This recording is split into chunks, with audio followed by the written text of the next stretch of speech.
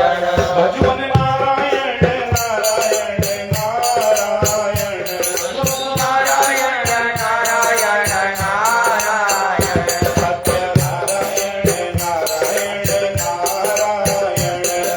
नारायण नारायण नारायण नारायण श्री नारायण भजवन नारायण बद्री नारायण नारायण नारायण बद्री नारायण नारायण नारायण सत्यनारायण सत्यनारायण सत्यनारायण नारायण नारायण नारायण नारायण नारायण बोलिए सत्यनारायण भगवान की जय हो। आइए हाथ में एक एक पीला फूल ले लीजिएगा और थोड़ा सा तुलसी का पत्ता अगर होगा तो तुलसी का पत्ता हाथ में लेकर शालिग्राम महाराज को नमस्कार करते हुए बड़े भाव से सत्यनारायण बाबा का व्रत कथा आप लोग श्रवण करेंगे। चलिए।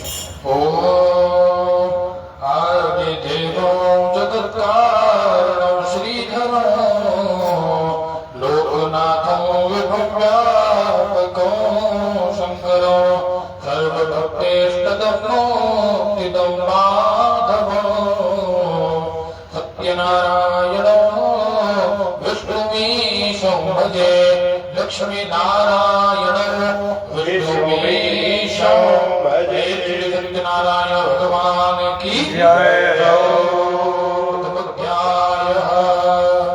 देखिए भगवान सत्यनारायण की जो कथा है वो 5 अध्याय में बताई गई। आपने पहले कभी कथा सुनी है? गाँव में सुनी। तो 5 अध्याय में क्या बताया गया?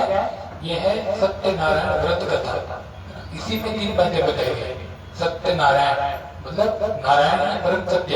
इस बात को जान लो फिर उनका व्रत करो और उनके बारे में उनकी कथा को सुनो, उनके चरित्र को सुनो और जिसने भी कलयुग में ऐसा किया उसका कल्याण होता है। भगवान की कथा में पहला अध्याय बताया गया है कि भगवान की कथा की महिमा क्या है। बताया है कि एकदा नैमिषारण्ये ऋषयः शौनकादयः प्रपञ्चने सर्वे भूतं पौराणिकं खलु। एक समय की बात है, नैमिषारण्य नामक तीर्थ में 88,000 ऋषि मुनिगण बैठे हैं और विचार कर रहे हैं कि घोर कलयुग आने वाले हैं। कलयुग आएगा, दुख आएगा और लोग दुखी रहेंगे। उनके दुख का उपाय ढूंढ रहे हैं। सब नहीं जानते थे कि भैया मनुष्य सुख की प्राप्ति कैसे करे। उन्होंने एक उपाय जाना कि भैया अपने गुरुजन के पास जाएगा। गुरु जी को बुला करके पूछा कि व्रतेन तपसा किं वा प्राप्ते वांछितं फलम्। हे गुरुदेव बताइए कि ऐसा कौन सा व्रत है जिससे मनोवांछित फल की प्राप्ति हो जाए।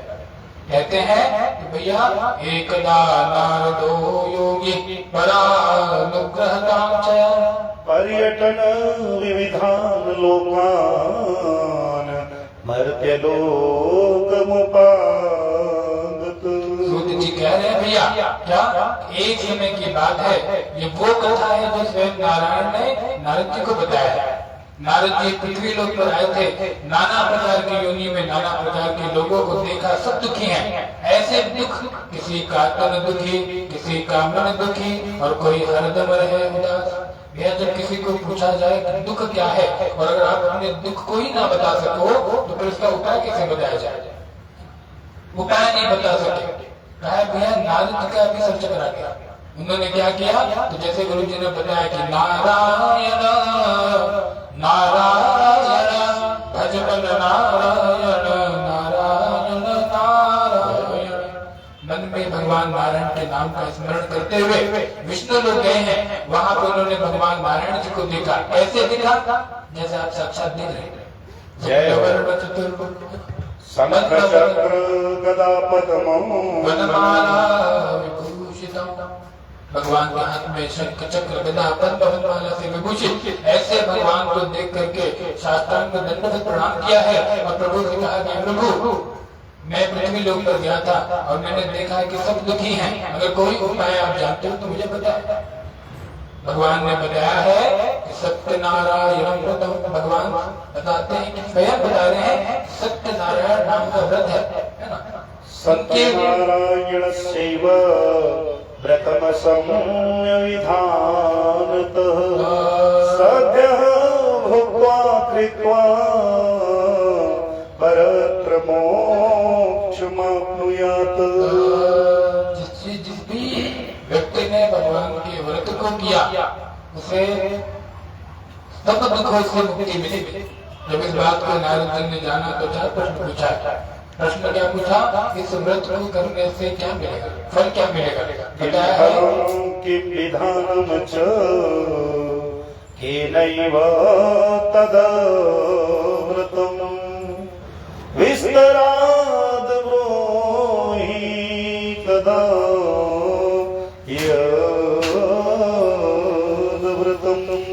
भगवान कहते हैं कि दुख सुखाद समनम धन धान्य प्रवर्तन, दुख से मुक्ति मिलेगी, धन की वृद्धि होगी, सौभाग्य संतति करो तब विजय पद, सौभाग्य की प्राप्ति होगी और संतान की प्राप्ति होगी, हमेशा विजय की ओर बढ़ोगे और मनोवांछित फल की प्राप्ति होगी।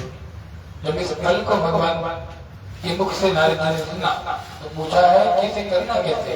बताया है कि जैसे आप देख रहे हो केले के खंभे में भगवान को बैठा करके और संध्या काल के समय में भगवान के पूजन को करना चाहिए। कहा है कि भैया करना कैसे?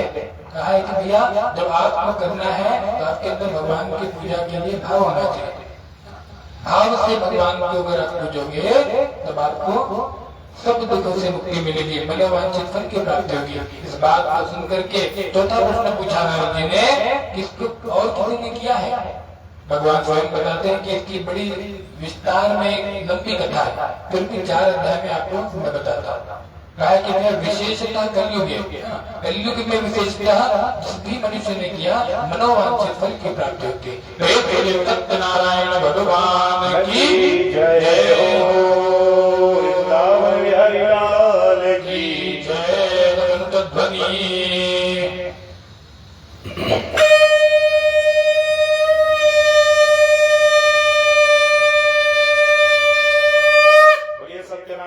भगवान की जय।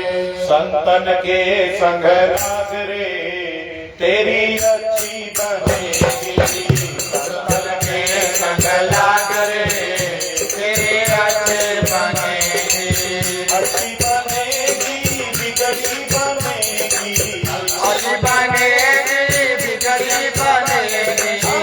राम चरण अनुराग रे तेरी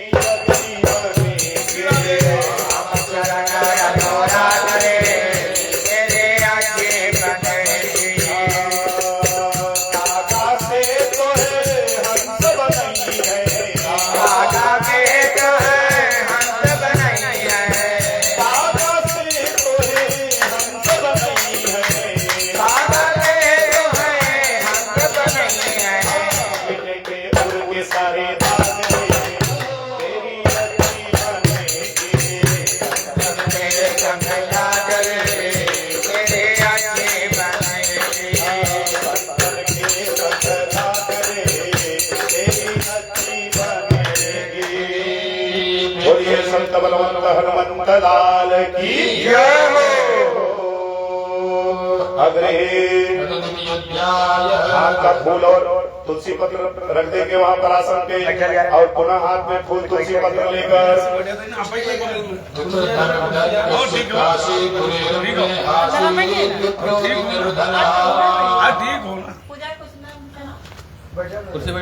आइए दूसरे अध्याय की कथा सदानंद नाम के ब्राह्मण की बड़ी दिव्य और पावन कथा है। कथा ऐसी है जिसको सुनने से मिट जाती है जन्म जन्मों की व्यथा। यह है सत्यनारायण व्रत कथा।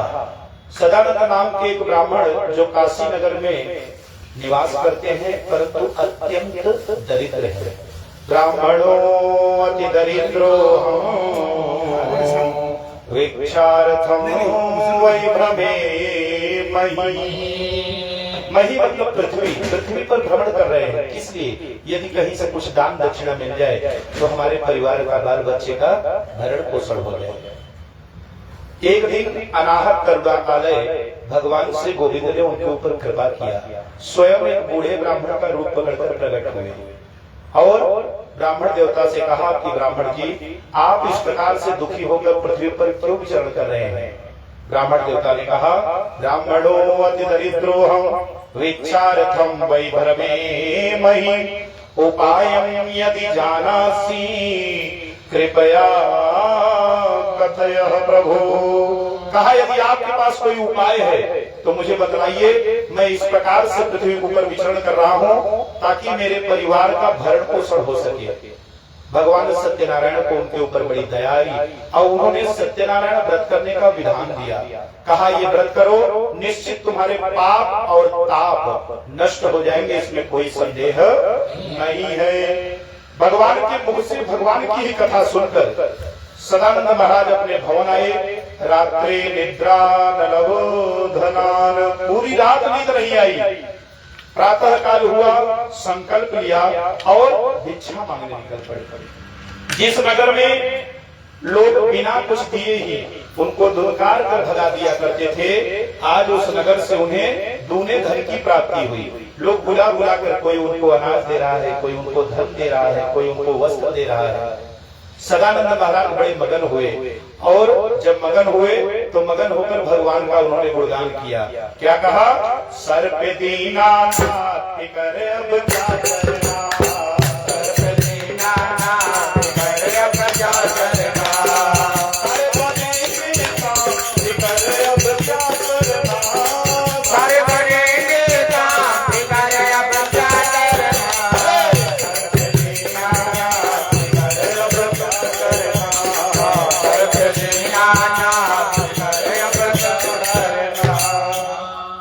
महाराज को अहंकार नहीं हुआ, अपितु भगवान का धन्यवाद किए कि भगवान के आशीर्वाद से सब हो रहा है।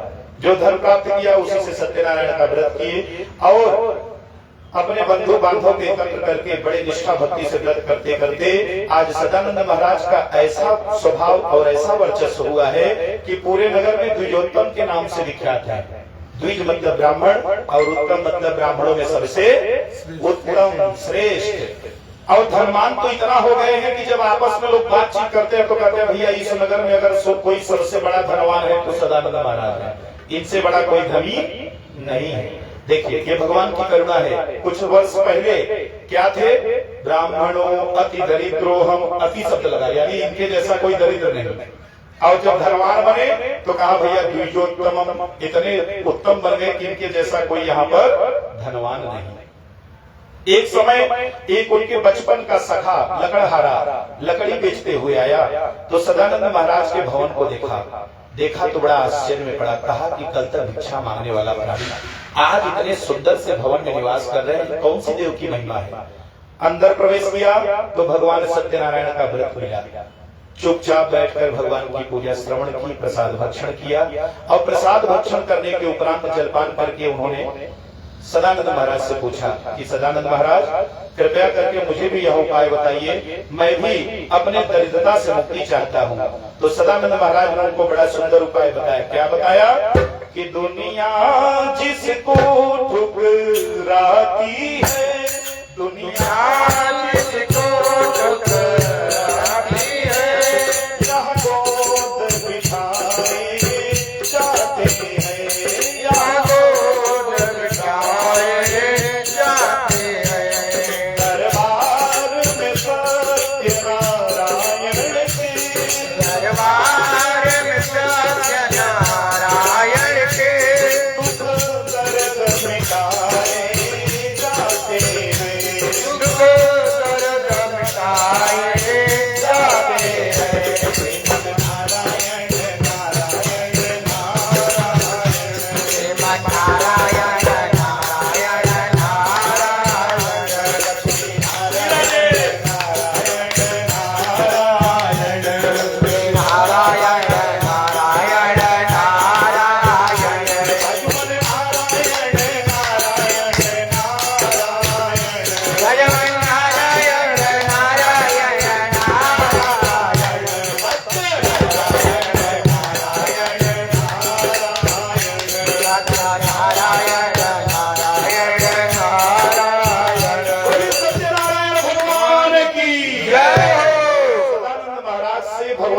सत्यनारायण के व्रत का उपाय जिस लकड़हारे ने सुना, उन्होंने निश्चय किया और लकड़ी बेचकर जो धन प्राप्त किया उसी से भगवान की पूजा की।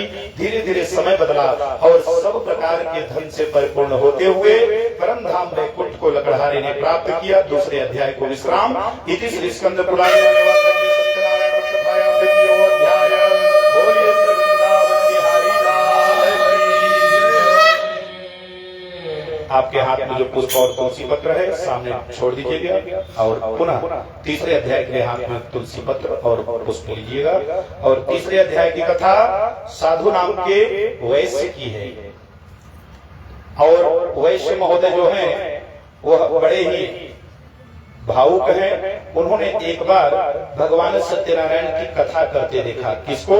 पुनरग्रे प्रवक्ष्यामि श्रेणोध्वं मुनिसत्तमा पुराचोलका मुखो नाम नृपश्चास्य महामते। राजा कैसे हैं? जितेंद्रिय सत्यवादी ययौ देवालयं प्रति दिने दिने धनो दत्त्वा द्विजान संतो ससुधी। ऐसे राजा उनका मुख को उन्होंने देखा भगवान को व्रत करते, जो बड़े ही सत्यवादी हैं, प्रतिज्ञ हैं और प्रजा पालन में तत्पर है। तो साधु वैश्य जी को मन में संदेह उत्पन्न हो। उन्होंने कहा कि राजा के पास संसार का सारा सुख भरा पड़ा है, फिर भी इतने श्रद्धा से भगवान की यदि पूजा कर रहे हैं तो कुछ विशेष कामना होगा। साधु वैश्य ने चुपचाप बैठकर भगवान की पूजा श्रवण की और पूजा श्रवण करने के बाद राजा जी से बड़ा मधुर भाषा में प्रश्न किया। क्या कहा? पूजनम क्रियते राजन भक्ति युक्तेन चेतसा प्रकाशम कुरु तत्सर्वं श्रोतमीक्षामि सांप्रतम। साधु वैश्य ने कहा, राजा जी आप भगवान की पूजा इतने श्रद्धा पूर्वक कर रहे हैं, किया तो राजा ने भी बड़ा मधुर शब्द में उत्तर दिया। कहा पूजनम क्रियते साधौ विष्णोरतुल तेजसः व्रतं च स्वजनैः सार्धं पुत्रध्यावाति काम्यया। राजा ने कहा कि साधु वैश्य में भगवान विष्णु के अतुल तेजस्वी स्वरूप सत्यनारायण का व्रत कर रहा हूं। मेरे गुरु ने आदेश दिया है कि भगवान सत्यनारायण का व्रत करने से संतान की प्राप्ति होती है। जैसे ही साधु वैश्य ने सुना, राजा जी से प्रार्थना किया, राजा जी से प्रसाद लिया, अपने नगर आया, पत्नी लीलावती को भी प्रसाद दिया, मन में संकल्प लिया कि हे भगवान मेरे यहाँ भी कोई संतान की उत्पत्ति हो जाए तो मैं आपका श्रद्धा भक्ति से पूजन करूंगा। यहाँ संतान में कोई भेद नहीं है। संतान अर्थात चाहे पुत्र हो या कन्या, संतान में कोई भेद नहीं है। बोलते जाइएगा जयप्रकाश जी, संतान में कोई भेद है नहीं है। ईश्वर परमात्मा के आशीर्वाद से जो रत्न हमें प्राप्त हो, चाहे वह कन्या रत्न हो या पुत्र रत्न हो, नाम दोनों के आप सामने रत्न ही रखा है यार। जब पंडित जी कुंडली बनाकर देंगे, लिख कर देंगे तो यही कहेंगे कि पुत्र रत्न की प्राप्ति हुई, कन्या रत्न की प्राप्ति हुई। ये न कहीं कि अरे बिटी हुआ भैया, कहते हैं नहीं, ये जरूर लिख देते हैं कन्या रत्न। कन्या रत्न की प्राप्ति हुई है। कन्या एक रत्न है। समुद्र के गर्भ से माँ लक्ष्मी प्रकट हुई थी, वो भी रत्न है। माता लक्ष्मी रत्न के रूप में प्रकट हुई, इसलिए कन्या का कभी तिरस्कार नहीं होना चाहिए। यहाँ पर साधु वैश्य के ऊपर भगवान सत्यनारायण ने कृपा किया। क्या हुआ?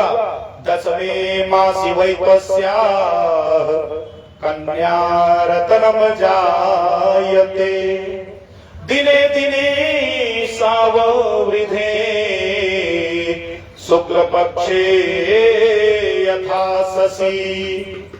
कन्या का नाम उन्होंने कलावती रखा और स्वामी से कहा कि स्वामी जी आपने संकल्प लिया था कि जब ईश्वर की कृपा से कोई संतान होगी तो व्रत करोगे। तो साधु वैश्य जी ने कहा कि व्रत तो अवश्य होगा, परंतु अभी नहीं। कहा कब? कहा जब कन्या का विवाह करूंगा तब। जब कन्या का विवाह का समय आएगा उसी समय भगवान का व्रत भी हो जाएगा, उसी समय पूजा भी हो जाएगी, उसी समय कन्यादान भी कर दूंगा। कहकर व्यापार करने चले गए। कई वर्ष बीता, व्यापार करके फिर उनकी पत्नी ने समाचार भिजवाया। समाचार पाया, व्यापार को अपने उसी समय समेटा, अपने नगर आए। अपने कन्या को क्रीड़ा करते देखा तो अपने ही जाति बिरादरी के सुंदर से वर को देखा और उसी वर से कन्या का उन्होंने विवाह तय किया, परंतु भगवान सत्यनारायण की पूजा नहीं किया। पत्नी ने पुनः समझाने का प्रयास किया, परंतु साधु वैश्य जी ने यही कहा कि कन्यादान से पहले भगवान की पूजा अवश्य होगी। परंतु जब कन्यादान का समय आया तो विस्मरण हो गया, भूल गए। सारा परिवार भूल गया कि भगवान की पूजा करनी है और कन्यादान करके कन्या को विदा कर दिया। और जब कन्यादान को विदा किया तब भगवान सत्यनारायण साधु वैश्य से रुष्ट हुए। किसलिए रुष्ट हुए? भ्रष्ट प्रतिज्ञा मालोक्यम। प्रतिज्ञा को जो बार बार खंडित करता है उससे भगवान रुष्ट होते हैं। प्रतिज्ञा कोई भी रहे, खाली पूजा करूंगा ऐसी प्रतिज्ञा नहीं होती है। प्रतिज्ञा किसी भी कार्य का हो जाए, अगर आप बार बार प्रतिज्ञा लेते हो और प्रतिज्ञा को खंडित करते हो तो भगवान भी आपसे रुष्ट होते हैं। यहाँ साधु वैश्य कुछ वर्ष बाद दामाद को लेकर व्यापार करने निकले। राजा चंद्रकेतु की नगरी बड़ी रमणीय नगरी थी। रत्नसार पुरे रमे गत्वा सिंधु समीपतः, जो सिंधु के समीप है नगर, नाम है रत्नसारपुर। वहां आए, व्यापार प्रारंभ किए, परंतु दुर्भाग्य से एक दिन चोरी के कृत्य में पकड़े गए। राजा के यहाँ बंदी बने। तब उन्हें याद आया, मायया सत्यदेवस्य न करिष्ये व्रतमोत्तमम्। यह माया सत्यदेव की है, मैंने भगवान का व्रत कभी नहीं किया। धीरे धीरे समय बीता। उनकी पत्नी और कन्या भिक्षा मांगकर किसी प्रकार से अपना जीवन यापन कर रही हैं। लेकिन इसी बीच में कन्या कलावती को भगवान सत्यनारायण का प्रसाद एक सज्जन के घर पे मिला। वहां से प्रसाद लेकर अपने माता के पास आई। माता जी ने जैसे ही भगवान का प्रसाद देखा, मानो उन्हें ज्ञान आया और उन्होंने दूसरे दिन ही भिक्षा मांगकर जो धन अर्जन किया उसी से भगवान की पूजा की, वरदान मांगा और फलस्वरूप राजा चंद्रकेतु को सपने में भगवान ने दर्शन दिया और कहा कि राजन, तुमने जो दो वैश्यों को कारागृह में बंद किया है वो एकदम निर्दोष है। प्रातः काल यदि उन्हें बंधन से मुक्त नहीं किया तो तुम्हारा सारा राज्य संपदा नष्ट होगा।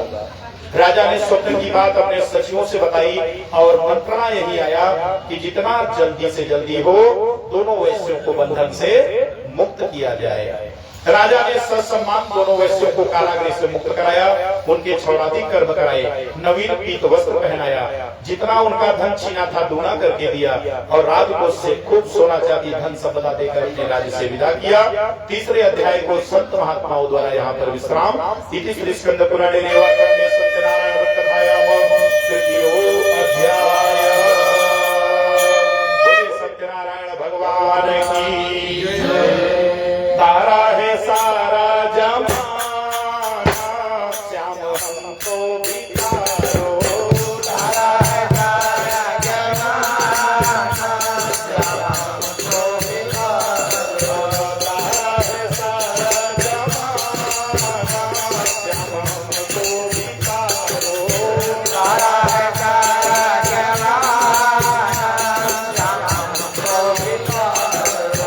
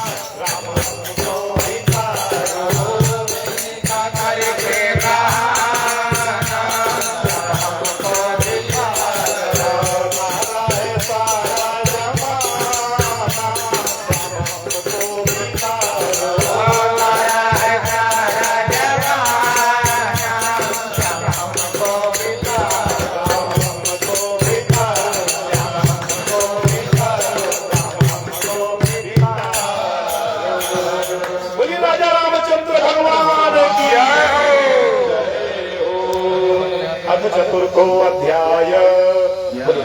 चौथा अध्याय पुनः से फूल और तुलसी पत्र हाथ में लेकर चौथे अध्याय को श्रवण करें।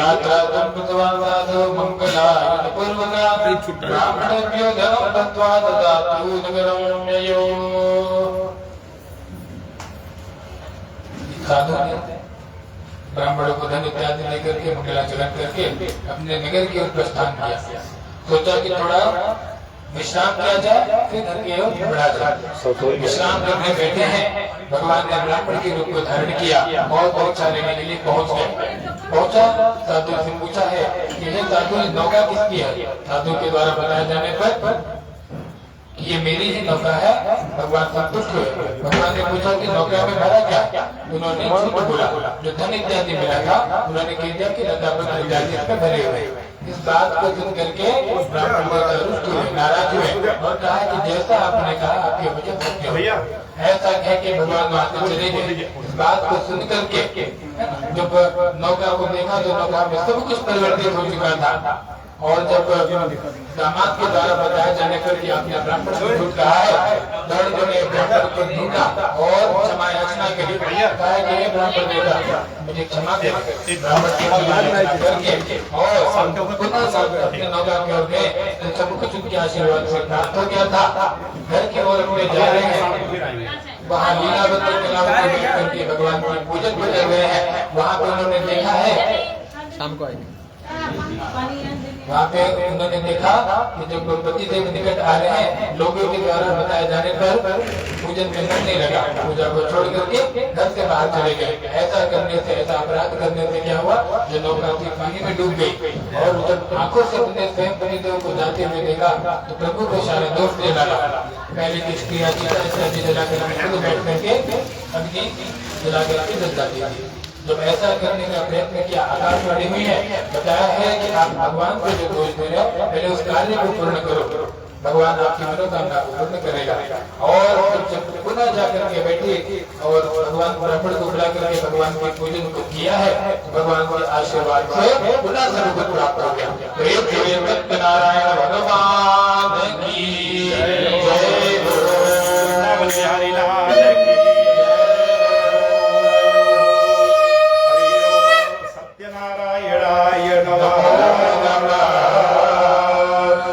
की जिस देश में जिस वेश में परिवेश में रहो, जिस देश में जिस वेश में परिवेश में रहो, राधा रमण राधा रमण राधा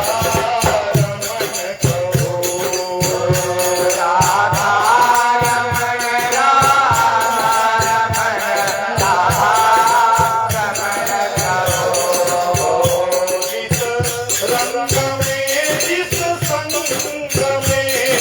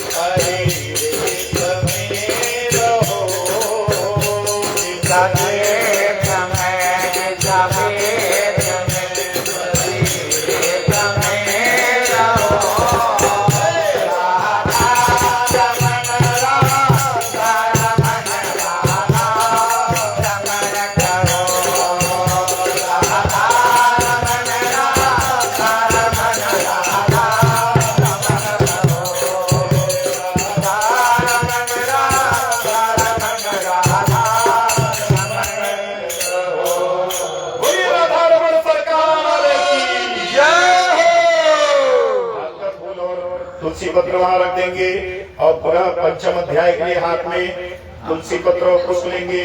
महाराज स्वामी पंचम अध्याय पूर्ण करेंगे। अथ पंचमो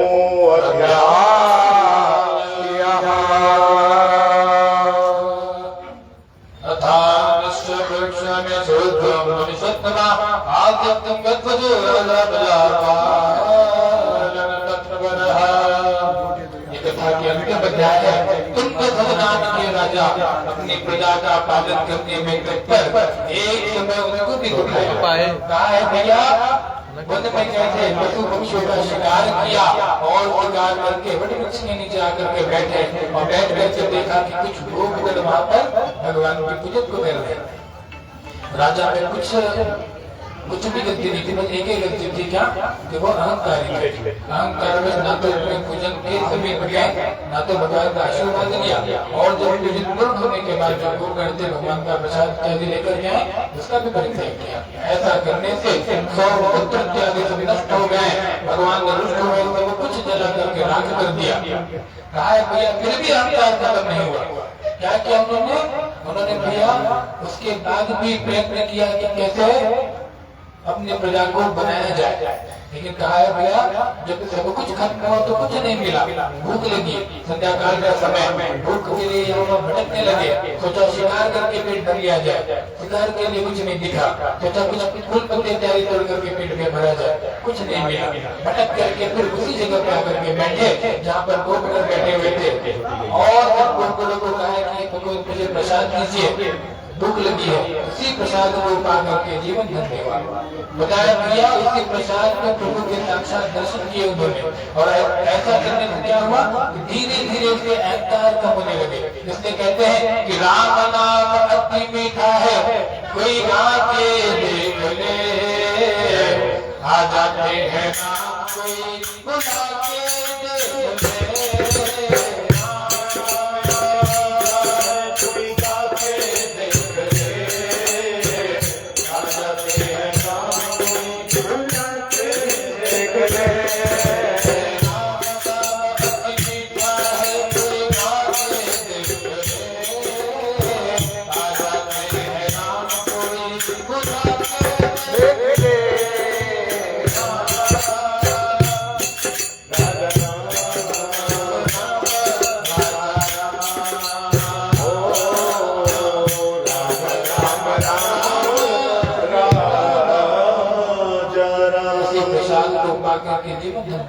बताया है भैया प्रभु इतने करुणा निधान है कि आपके सारे गलतियों को क्षण भर में क्षमा कर देते हैं। भगवान के प्रति इतना प्रेम बढ़ा, इतना भाव बढ़ा कि नित्य दिन भगवान के पूजन को करूंगा, सब कुछ त्याग करके भगवान को पूजन को हमेशा करके अपने जीवन को धन्य किया। जय हो। भैया जिसने भी भगवान के पूजन को किया है उसका एक जीवन नहीं अपितु सब जीवन धन्य हो जाता है। इस बंधन से मुक्ति मिलती है और प्रभु के चरणों में स्थान मिलता है। दूसरे अध्याय के जो ब्राह्मण थे अगले जन्म में सुदामा बने, कृष्ण की भक्ति करी, वैकुंठ को प्राप्त किया।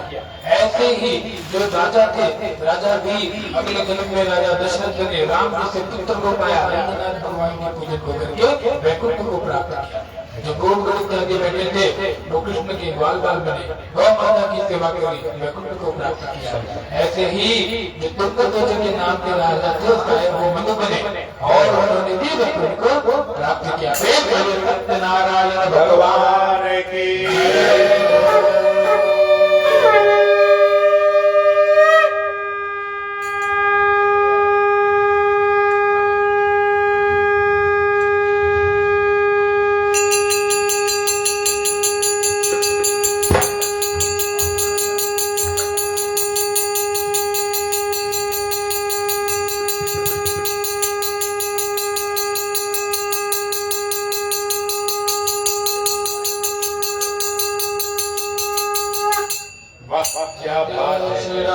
बोलिए सत्यनारायण भगवान की जय हो।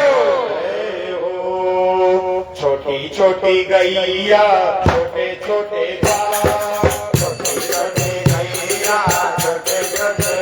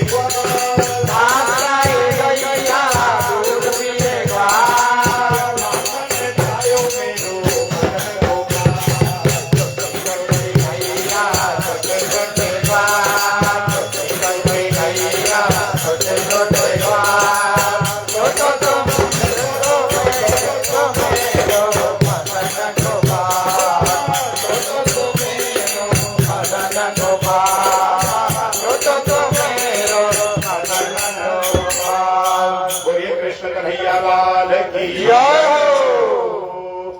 चलिए एक चम्मच जल लेंगे हाथ में। अनेन कृतेन पूजनेन कर्मणेन अर्चनेन वंदनेन श्रवणेन